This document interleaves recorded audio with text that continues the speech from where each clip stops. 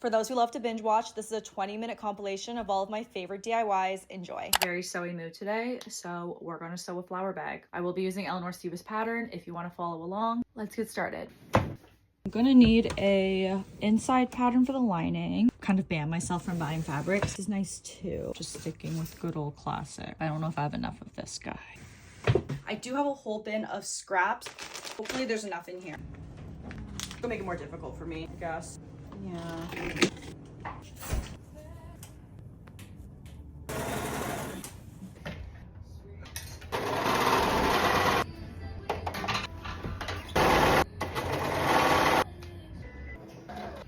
There's been a new study pushed out. I guess it's meant to be, we order so. Yeah. Well, I guess it's just survival. I don't think it will like really. That was just the only correlation. Like your earlobe versus your finger or your wrist.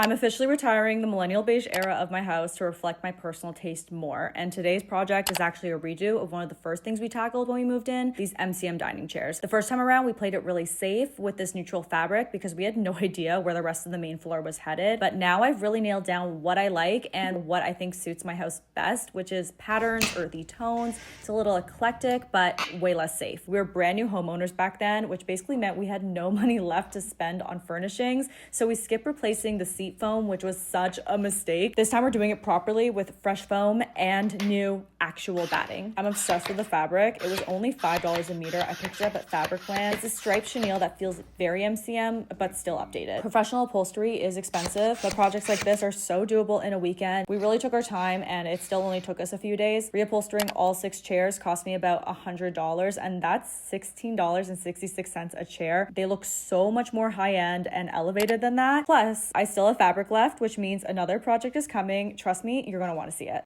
Did I need to DIY a chic designer inspired strap for my camera? No, but does it make every outfit look better? 100%. So here's the deal. My husband got me my dream camera for Valentine's Day, and the strap it came with was fine, but I want something that felt like it was actually part of my outfit, and I was determined to buy nothing additional for this. So I pulled from pieces I already had, and I built out this color combo from my inspo board, and honestly, I think I nailed it. Then I tried sewing it together, which ironically looked more DIY than using the very strong fabric glue I have. So aside from a little hand sewing to secure the hardware, this is basically a no-sew project. I wasn't sure if I was going to do the studs, but I'm so happy I did. They pull everything together and was such an easy add. I am so happy with how this turned out. Like, tell me this doesn't look more stylish. It's so much more fun, way more elevated. I also realized I can use this as a very stylish phone chain or, as it's intended, a bag strap. But here's the thing, this was just a practice run. I was waiting on a very specific piece from Japanese eBay, and look, it's just arrived. So stay tuned because we're about to take this up a level. The most Chinese thing about me is I know how to stretch $1. So here's how I turned a $10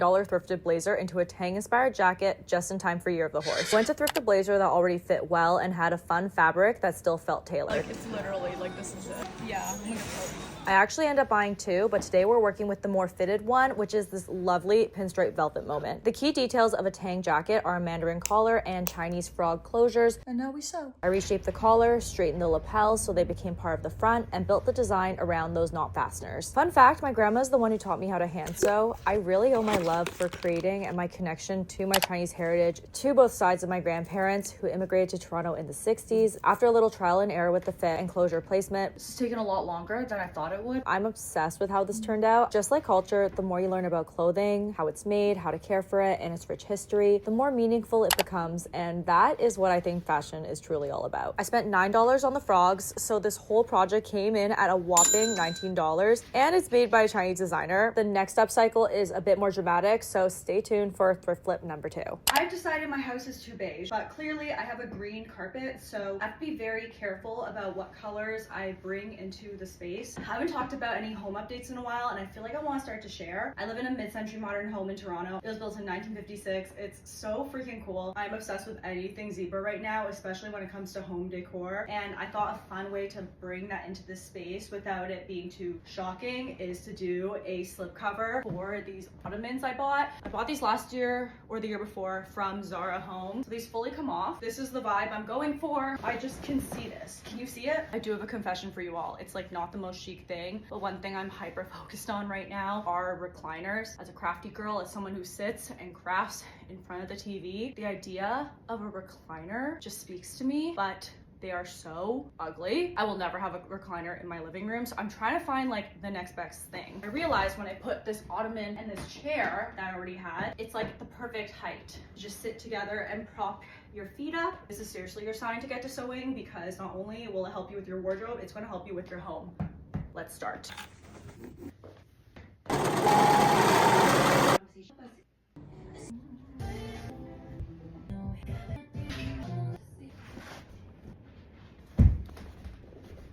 Moment of truth.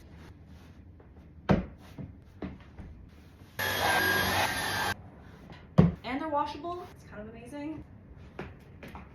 I do have one more stool. They may look good together in my living room, so maybe I'll do a match. I think I'm gonna have to do a matching one. I also have this fabric, which is for another home project, but stay tuned for this. But like, I made my own bridesmaid's dress for my best friend's wedding, with her approval, of course. I actually started this in May and her wedding was last week. I knew if it didn't turn out, I was going to buy a dress. Her wedding was in Mexico, so I knew I didn't want to go the satin route and wanted something that would help withstand the heat. I took a well-fitting bodycon dress and traced the pattern and just extended it to a maxi length. So I actually found this swimsuit material on sale in sage green, which was her colors. Once I got the main base shape, I played around with draping and settled on an asymmetrical one shoulder that I was able to also take off to make it strapless for the party. The only thing I wish I added was a slit, because it was so tubular. I didn't have a ton of movement without one. This is how it turned out. It was so perfect for the wedding. I spent about $35 on fabric, and I'm planning to upcycle this into a cute workout dress and bikini. I love that I was able to have a dress for Shima's wedding, but I'm also able to create something else that I'll be able to wear more in the long run. Let me know if you guys want to see that.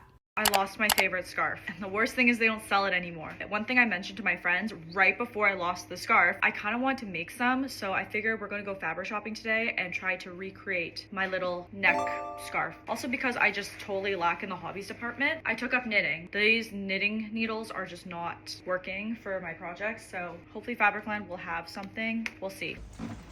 So sad. This will look so good with my scarf. Some really cute options. I really like this. I do like this because I want something kind of felty. This is nice too. $1? I should just get all of them. Got the goods. Little fabric haul. This is unrelated, but it was only $6 a meter, and I wanted to do some pillows. So for my little scarves, the one I originally had was this gorgeous chocolate brown color. It was wool blend. Unfortunately, this is not wool. I think in terms of style, it will do the job. I went to like the jacketing section. Pretty inexpensive though. I spent $6 on this, and then I spent $21 on this because it's 100% wool. I got a meter because I figured this goes well. I'll make some for my friends. I was going to buy a set of circular knitting needles online, but I ended up getting these instead because they were discontinued, so they were only $1.49 each. Took a bandana that has a similar proportion, measured, added seam allowance, and I made a template. So I'm going to lay out my fabric.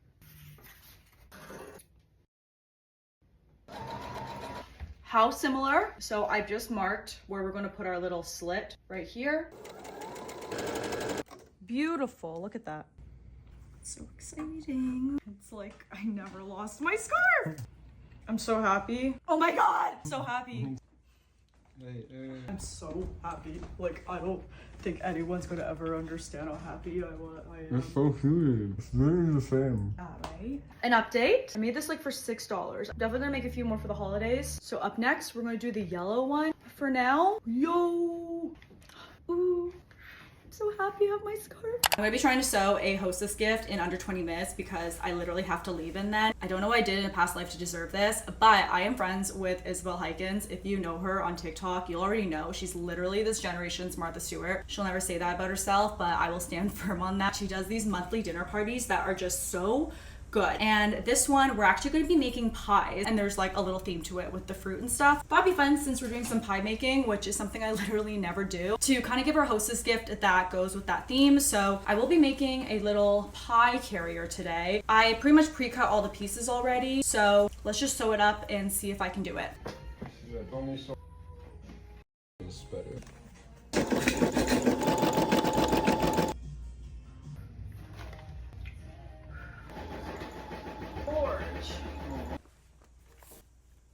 Ow!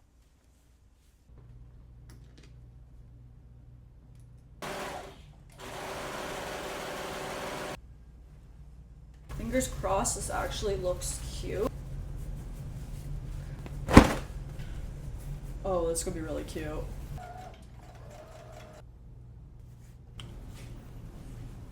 So freaking cute. Okay, also too, I thrifted this little tablecloth and it had all these stone fruit on it. I literally thought a pear was a stone fruit up until like right now. So that way she could put a pie in it when she's going over to someone's place.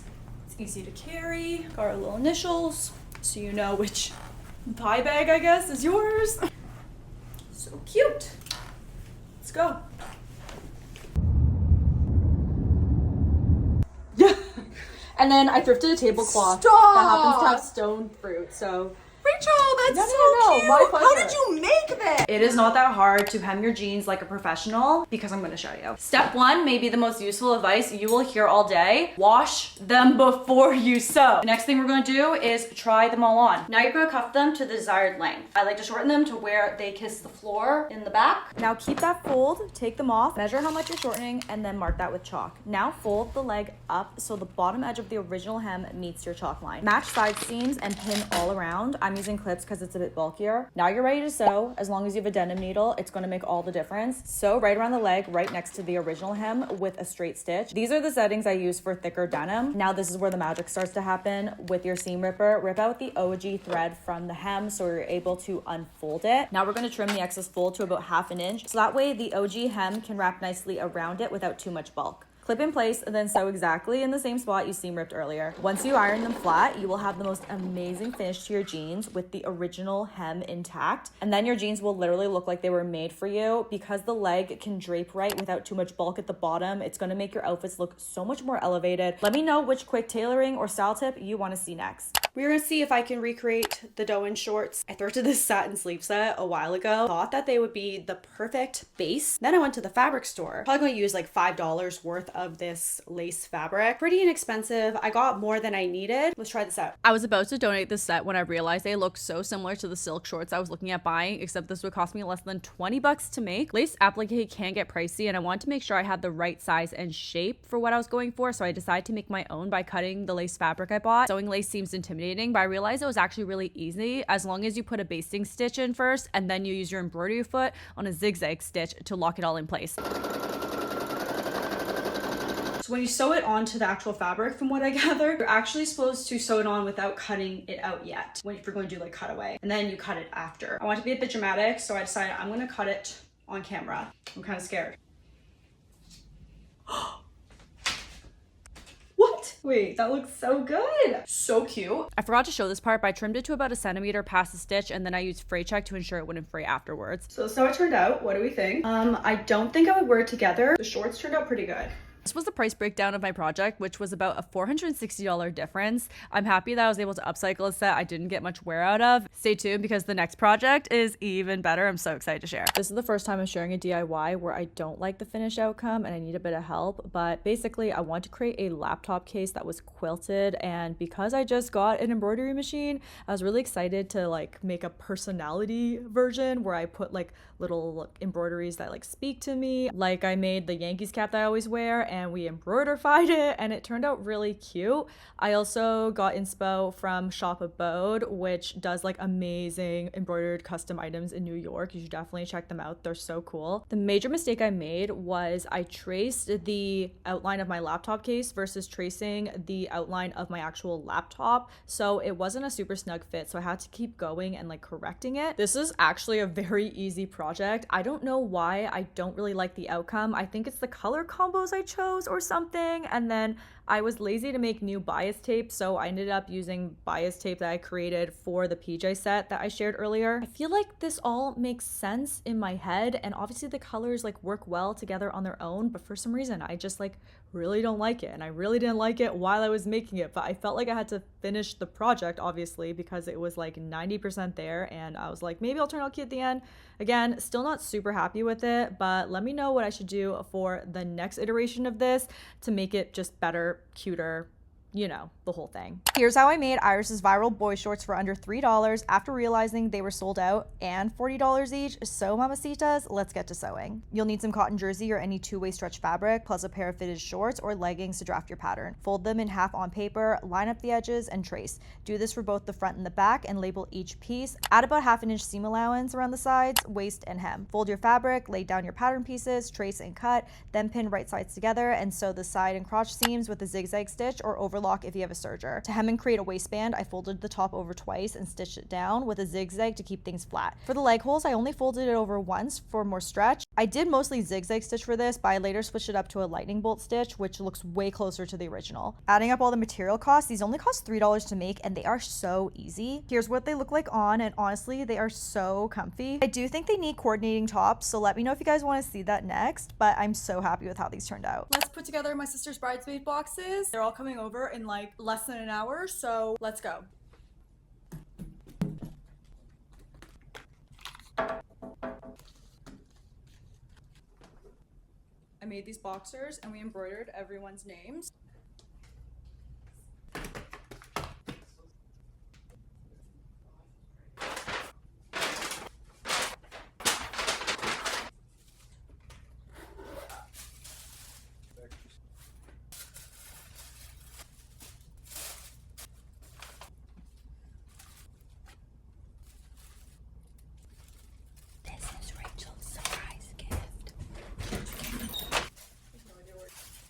Got a text. Oh, can't I be here early? What? No, she can't be here early. Tell her to circle around the driveway. How early is early? 10 minutes? She's coming in 10 minutes?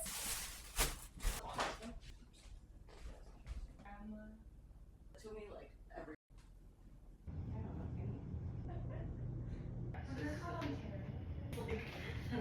I dream of the day I have copious amounts of colorful table linens Martha Stewart would approve of, but for now, I think I have to sew them because after seeing how much 6 cute placemats and matching napkins would cost, I figured this would be the perfect use of my free will and home ec sewing skills. If you've seen my videos, you know I love sewing my own clothes and reworking old items, so I thought this would be a quick project. Turns out it was not. Making linens require patience, a ruler, and doing things in the right order, but overall, this is actually a pretty good beginner project. Once I got the hang of it, it went really quickly. I'm thinking of making a pattern once I perfect this design. Let me know if you're interested. With leftover fabric, I even made napkins, and I couldn't get over how cute this all turned out. Like, seriously, I only spent $39 on materials and made 6 placemats and 4 napkins. Now I want to make even more home linens. I'm thinking of making this a series because the next on my list is bed sheets, so stay tuned. My latest home decor fixation is making my own table linens after the sobering realization that they are very expensive for good reason. I was feeling more confident after the last collection I made, so I want to lean into the Nancy Myers of it all and play around with stripes and ruffles.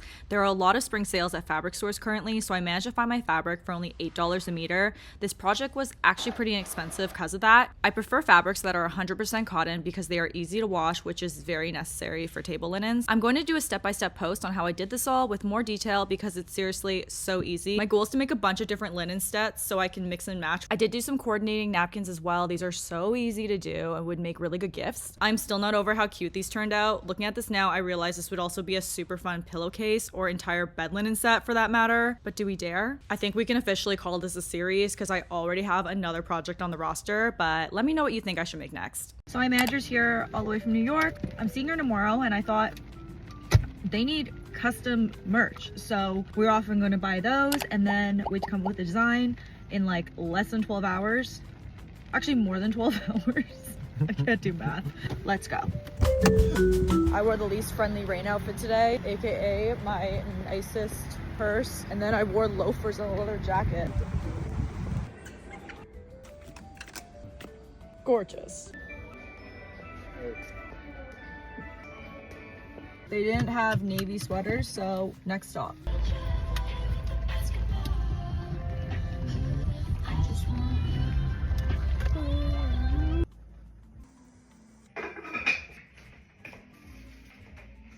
This is what I picked up. I got some blanks from Walmart. Anyone actually like fluorescent light? I'm excited. These are gonna look really cute. I tested these on my embroidery machine. They turned out really cute. I just really hate all this white around it. So we're gonna try it one more time, but with the dissolvable.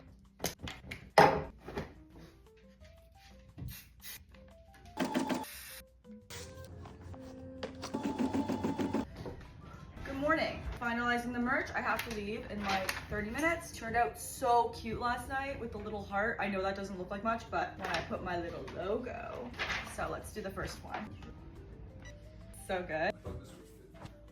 They are finished. I'm gonna put one on just to show you what it would look like on. We put their initials on the sleeve as well. Stop. So cute. This is so cute.